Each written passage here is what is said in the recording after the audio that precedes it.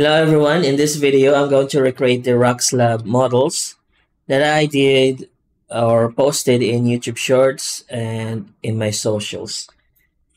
So in those videos I made 4 iterations of the design or 4 iterations of the design. So in this video I'm going to make 6 and basically duplicating the base mesh and then repeating the actions or randomization action and quick displacement action of those individual objects to create different versions of the detail for each object. Okay, so let's create the base mesh and let's try just creating or adding a few edge loop to help with the randomization. Okay, so duplicating this 6 times and then we're going to go to random panels and I'm going to use the merge option, but for the minimum I'm going to use the positive value as well and increase the cuts so somewhere around this resolution to make sure that the quick displacement the quick displacement operator can it's not slowed down when using it because too much base resolution can of course affect the speed of the operator. Somewhere around this, and then we can just play around with the details. So and also use non-limit smooth, and in the shading use smooth. Now let's play around with the panel size. Also let's use sharp this time and set this to 60, and this is somewhere around 10. Okay, and also the thickness we're going to increase this, and then here we're going to use soft or smoothing, and here this toggle means base smooth base instead of final mesh. We can toggle this on to smooth base instead of final mesh. If you toggle this off, the one that is smoothed instead is the version of the mesh where the panel details or the increased resolution is used. And this one is for if you've selected only a particular area of the mesh, and this will only smooth those areas. So make sure that these toggles are off, and then we can just play around with the repeat maybe just one, and then just use the factor and increase the maximum to something like 0.1, and then we're going to repeat this action on the next one. Shift R to repeat, and then you can see that they have the same pattern because the mesh is basically the same in terms of the size and the areas of the faces, dimension of the faces, and also their topology. Okay. So make sure that this is different, let's use another panel seed. Shift R, use another panel seed. Shift R, Shift R.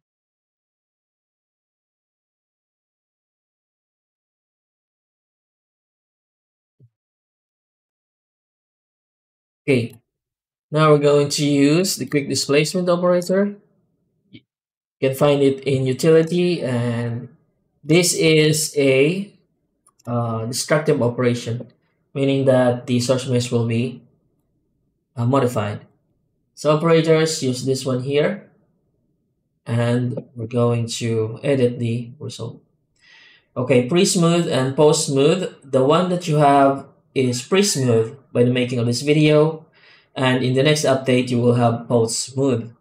So pre-smooth means the smoothing will be done before the quick displacement detail is added to the mesh, and post-smooth will be the smoothing that is applied to the mesh after the quick displacement details and the added resolutions are added to the mesh. Okay, so we're just going to use pre-smooths because this is the one that you have. The UI might be different, but this is the one here. Okay, so just increase it and let's play around with the strength, size, make it smaller, mid level. Okay, you know, so use this to 100, 200, but I want those lines maybe 100 or 80. You can play around with the pattern of the textures, displacement texture using this part here. And the transformation here is for the object. So we're not gonna touch this one here. Not gonna rotate the mesh. We're just going to, if you want to play around with the transforms of the displacement texture, you can do it here. Okay. So we're going to figure out what resolution to use. So division maybe 6 or somewhere around 8.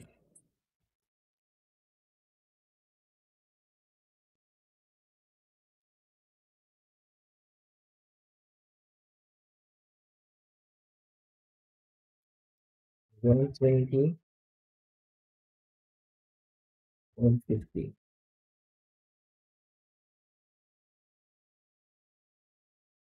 If you don't want the other side, then you can just, at the start, you can just delete the half of the mesh and then duplicate it.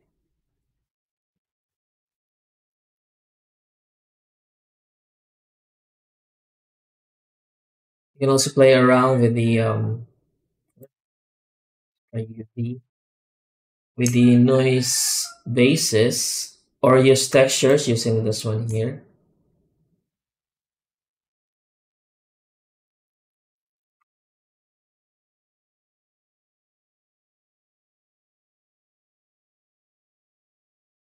This one's actually good, but let's just stick to Blender Original.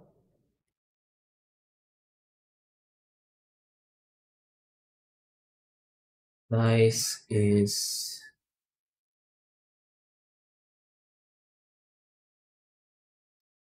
that.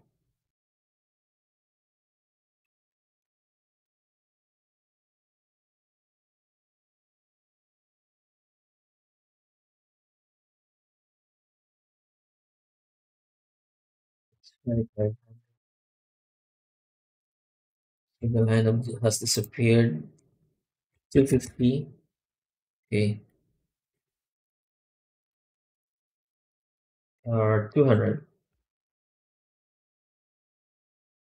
Okay, now select the next mesh, then Shift R. This one here, Shift R. Then we can arrange this in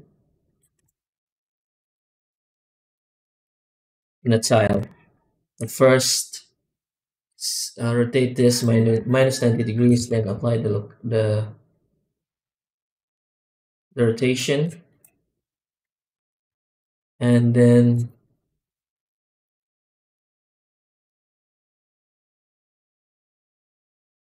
Shift S, cursor selected, then selecting all this, cursor, selection to cursor, and then just taking them off one by one by using Alt right click, rotating to get a different pattern.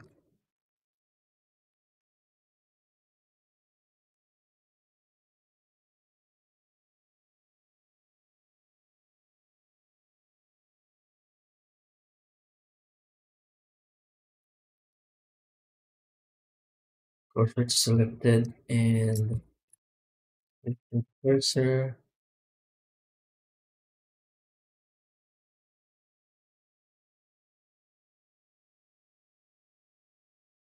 Okay. Now we can duplicate this again and create this tile here.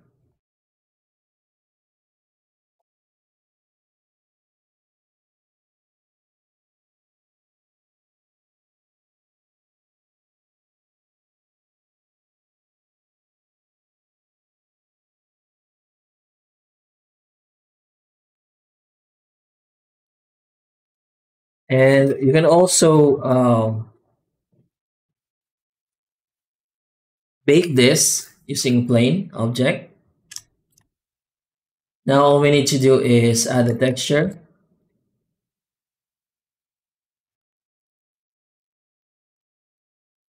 So we might need to actually bring them closer together to get rid of the lines. Do not worry about the overlap. Once you bake this, uh, those overlapping geometries doesn't really matter. You're basically just painting something for the bake, like a creating a procedural shader or texture using geometry. Okay, now all the lines are gone, and we have this patch of detail that you can use as geometry. You can actually I'm going to just save this. You can decimate this and then join them as one object. Then you can mark them as asset to be used as detail as geometry based detail asset, or bake them and then just use the texture for the details. Okay, so there's many ways to approach it. Using this or utilizing this for your scene. Okay, now let's create a texture. So this texture I'm going to use is from Polyhaven, and this is actually a ground texture and it's not meant to be used for the ones that I downloaded. I haven't updated it yet, but the ones that I've downloaded is really mostly, or all of them are ground textures, but I sometimes just use it for creating rocks because the viewer can't really see what the difference is after the some of the additional touches in the shader. So it's called semi-procedural shader or texture, which means that you are using images and also using nodes or math nodes to create additional effects. Okay. Uh, so the texture that I'm going to use is this one here. This is Dry Mud Field 001 and it's 4K.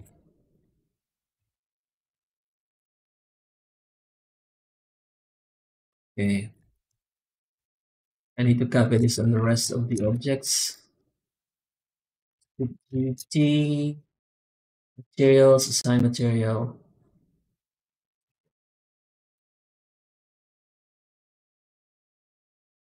This is our rock texture.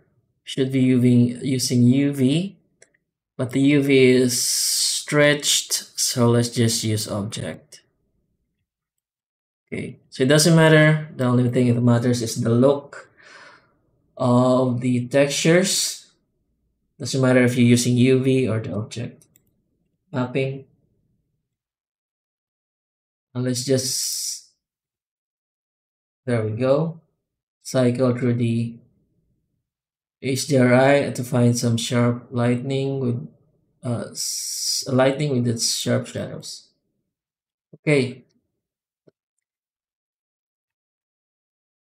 let's increase the resolution this. So you can use textures that are of course designed for rocks or stone for this. Actually, since we're using object mapping, let's change this to box. Let's change everything to box.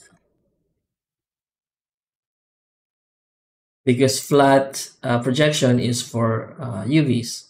If you're using object, change the projection to box. make it look correctly without stretching all the textures, and set this to 1. There we go. Now we can create the additional effects. And a good place to start is ambient occlusion. When you have a lot of details, you can take advantage of those details using the pointiness node or ambient occlusion. Ambient occlusion can be used for adding dirts on like the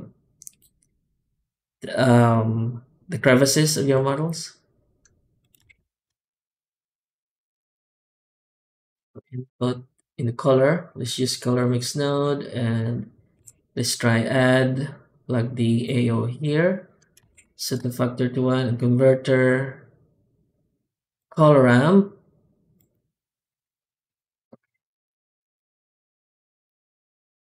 Actually, let's set this to factor.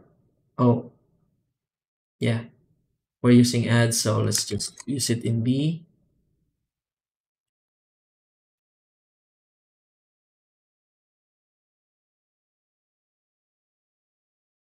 And affect the color ramp. So with this, you can create like a snow covered effect. Let's try flipping it, so you can see that the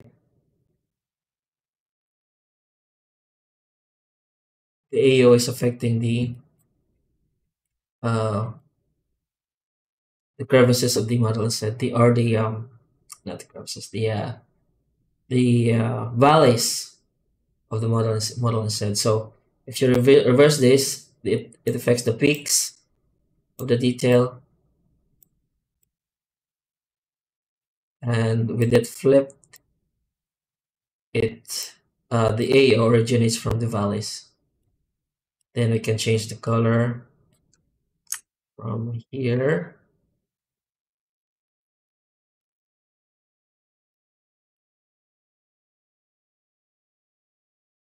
Actually, let's use the snow effect.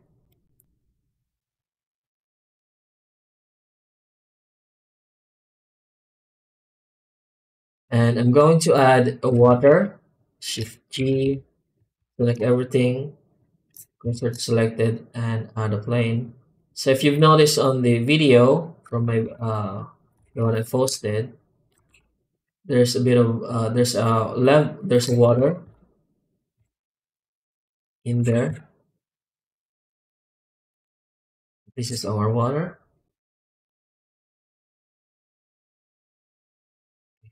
It's a basic principle BSDF water, and let's go to transmission. Set this to 1.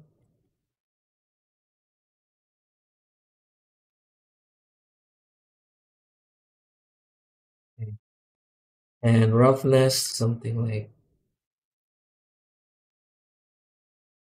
0.2, and then we're going to add a noise texture and use object mapping as well as it, and use it as bump detail. So texture, noise, noise,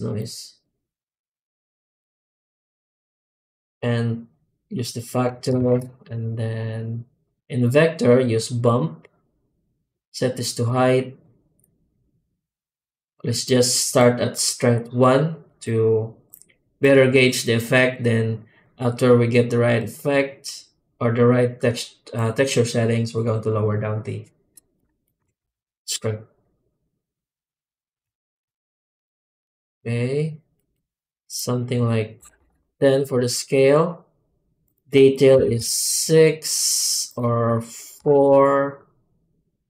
What is roughness? Okay. Roughness 0.5.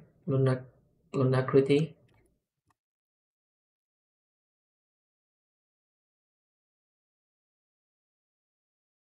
What's the default value? What's the default value? Okay, 2. And distortion 0.2. Let's reduce the scale 5, and then strength 0.1.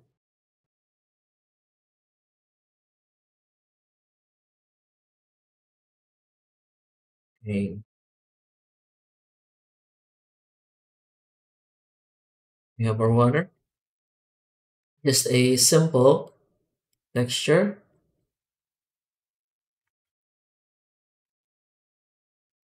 Well, let's change the HDRI or the lighting.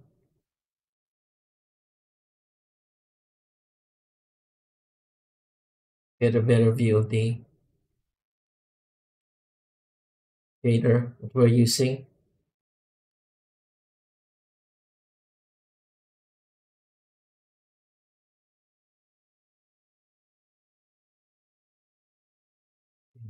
This one. Let's go back to the rack and play around with the details or the effects.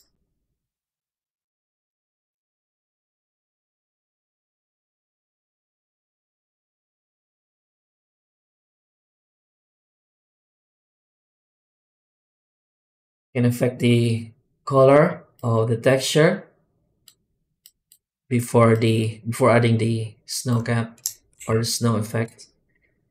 So color, use saturation value. We can make this affect the hue. So I'm just going to make this less brownish. So the saturation lowering down the saturation. And we can also apply like sort of vegetation.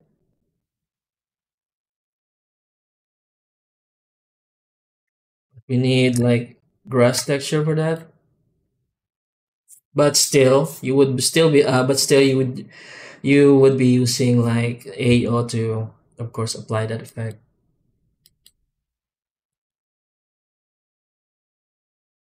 Okay, and we can also affect the roughness or drive the roughness with colorant.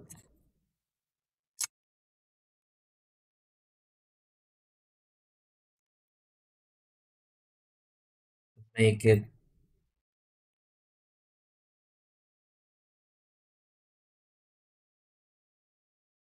more reflective. I think this is enough. So for the actually this already looks good. Or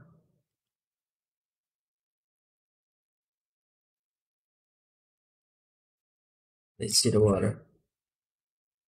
You can raise it up.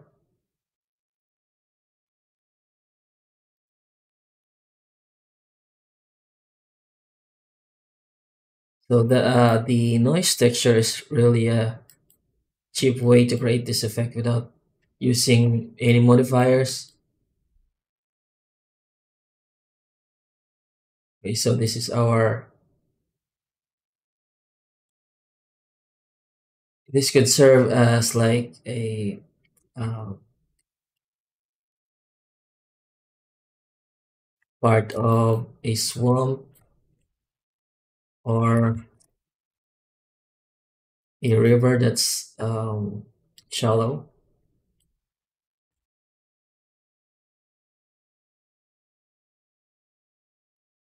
There we go.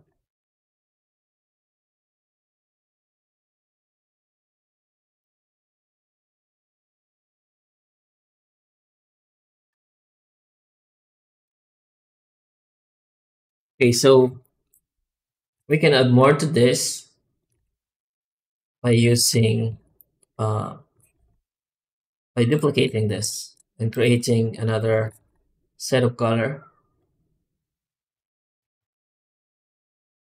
Let's try something really red at first, and let's try constant,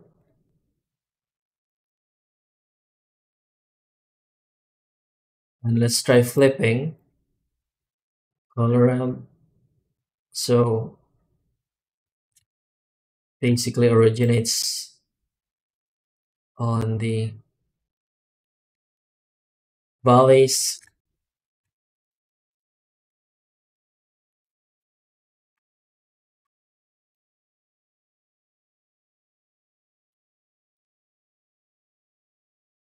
Set this to overlay or multiply. Set this to white.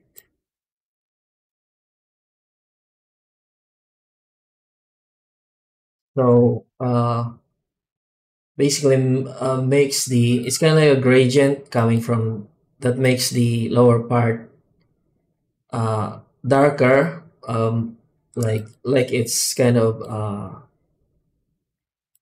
wait a minute, what's this? Oh, it's kind of like wetter, more wetter, more wet than the top part of the rocks. So this just adds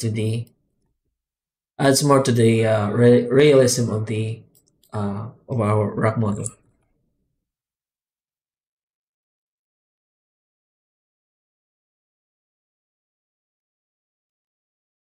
Okay, so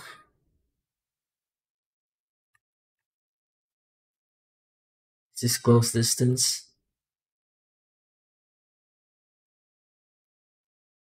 So once you finish with the look, you can then try to um, let's try and you can then try to make the model lighter. So for example, delete all this, join everything as one object, and then go into edit mode. You just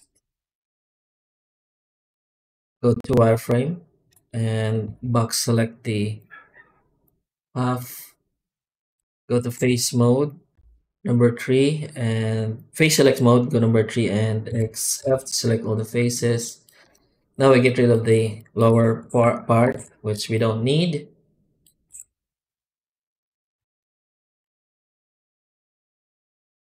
And then we can further reduce the resolution of this by using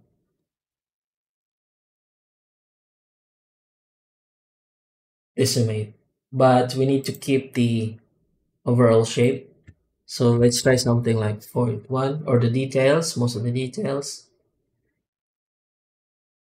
Okay.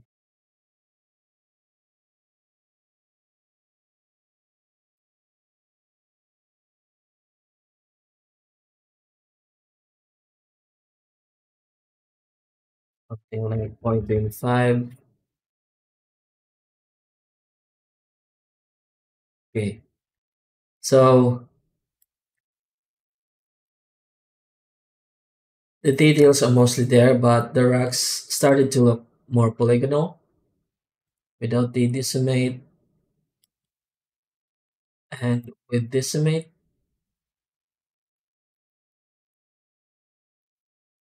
actually it's not that noticeable.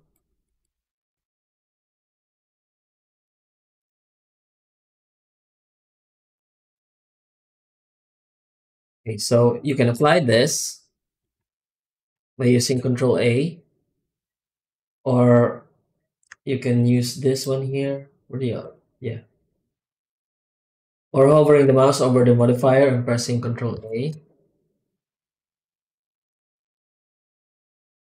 Okay, now we have a lighter version of the mesh. Then you can mark this as asset using, let's see if we can join the two. Yes, we can join the two and still maintain the look of these since they have different shaders. And then you can mark this as asset using the if you have creative bundle, you have the sort asset. You can then use the mark as asset command to mark this as asset, and then you can use the asset browser to drag and drop this to your scene. And then you can just enter edit mode and select the water part, and then Alt S to bring it up or down, or bring it down completely to hide it. and then you can go back to edit mode and then bring it up using Alt S. So you can repurpose it based on your scene. And since it is slider, you can there's no problem for there's no problem duplicating it to create. Okay, let's meet this up with the water. There we go. So it becomes wider, and we just rotated the other duplicate to create different look. Or since the mesh is still actually do this selection, separate that. So when you join, use random flow. Use random flows extras, join objects, and where's this the plane? Yeah. Select the two, join objects, and then yeah, join to plane. Okay. Let's see. And then go to object data right here. And because we use the join objects operator, it created a vertex group for the rocks and for the water. Then you can rename this rocks, water. Okay. Then you can easily select it using, so for example, just select a single vert, Shift G, vertex groups. And for example, this is hidden and you can select it. Just select the rocks and then invert, then Alt S to bring up the water level. And then since this is the rocks are basically separate islands, to create a different look, you can just rotate these islands again to create a duplicate that is different than the original. So basically, this is like um, dynamic, making the model dynamic. So you can repurpose it for any scene that you want and make it don't limit it to a single log every time. Okay, so it's very useful. So if you have, you can even raise it up like that. Alt S to bring it down like that. You can change the shader of the water. Again, if you want, for example, if we want um, like toxic effects, you can use noise on this. You can use the quick dirt shader that it comes with random flow, or you can just add it yourself. Let's see if we can, before closing this video, let's see if we can, if I can show you, oops, how to do that. Okay, so color, uh, texture, noise texture. Use the same mapping as this one, and factor, then color ramp, and let's try it.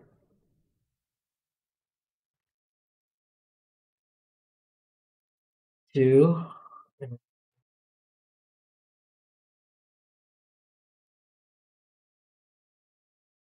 and one. Roughness, pretty, lunacrity, distortion. So the base color of the water is going to be this one, and the toxic effect is this one.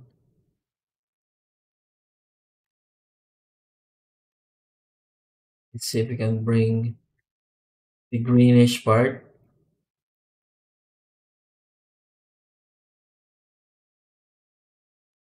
and then we can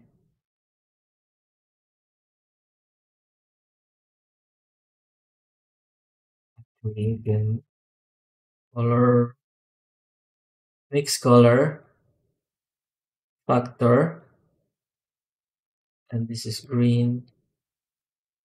Go to emission, then let's see what this does. Set this to black. If it doesn't work, just delete it. Okay, doesn't work.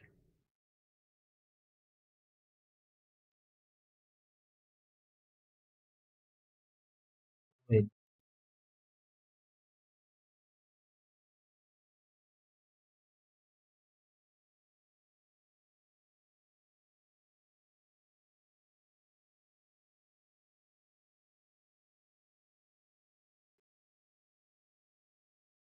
Oh, the roughness.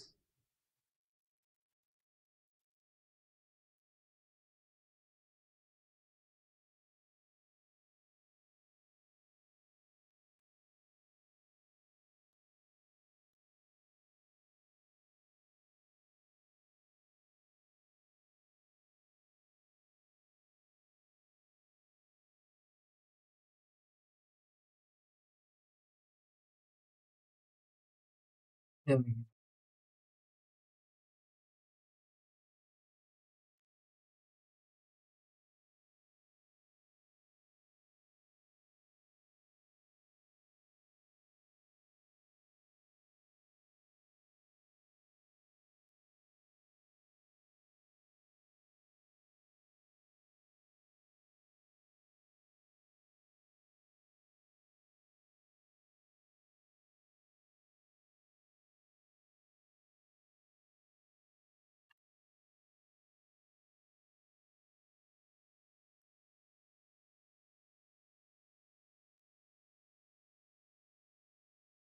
That's showing the green part.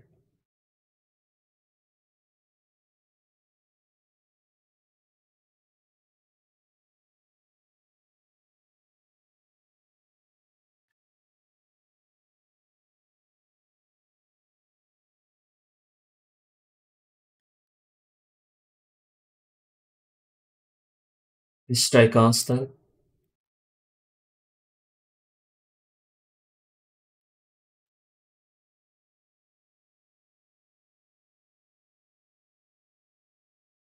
There we go.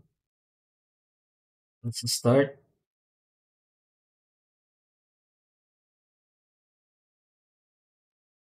And then we can change this back to linear. So we just use the constant to better gauge the position of the toxic blob or part of the water. Okay, so that is the green part. So I think we could try the let's try the emission again. Okay. Are those the green part? Is this? And color color mix node. Set this to mix. Set this to factor. Green.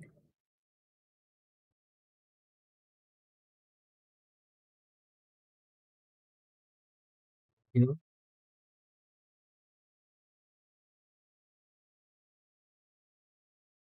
okay. So it's kind of glowing a bit.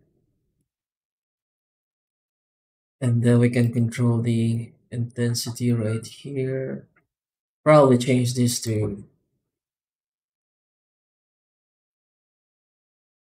the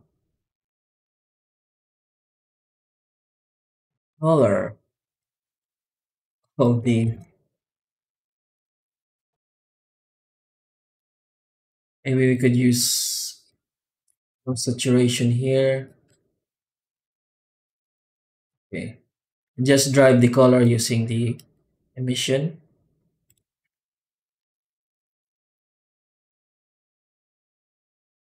There we go. So we have a dirty part of the water. Now I can convert the noise texture to 4D and then use the offset or W to randomize the position of the dirt. But don't use too much because this also affects the scale of the texture. So if you use too much, it's going to also affect the, or maybe not. Yeah. So you can use this to randomize the position of the dirt in the water. And actually, look at this. This view is really cool. Look at that. You can add more and more effect to this. Just basically using trial and error. So a good thing about this is that when you're starting out, you're experimenting with the nodes. Just use really simple connections so you can build up a library of what works in your mind. So when you do a project again and you experiment, then you start off with a base of knowledge that you didn't have before. Then the next discoveries that you have using or doing another set of experimentation, then you add up to that previous knowledge that you have, and then basically, in the end, it's all going to be muscle memory to you, and you can, of course, play around with the connections that work in your mind, like building Lego pieces, yes, God, Lego bricks or pieces, and basically copy paste and rearrange them in any way that you like to create different look every time. Okay, so we need, if you want to adjust the transition, this looks sharp, so make it softer, something like that, and also affect the color of the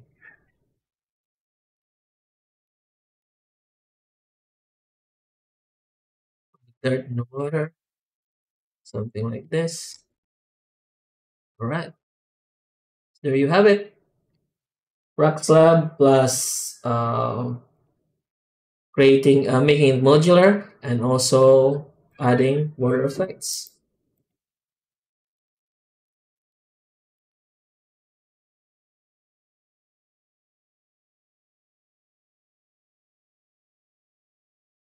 So for the rocks, for the snow, you can replace it. You can use the same technique, but use something like a organics or grass texture to create the grass part of the model. So obviously, you don't, the grass texture that you're going to use is kind of like really short grass. Of course, you're not going to use like something that's supposed to be really detailed, like tall grass, something like that. Okay, so this is it for this video, and I hope you learned something new this time again. Subscribe. Oh, this makes it waterish. Subscribe and hit notify, and make sure to like this video to show it to more people. And if you have any question, use the comment section below or the links in the description. Thank you for watching, and have a nice day.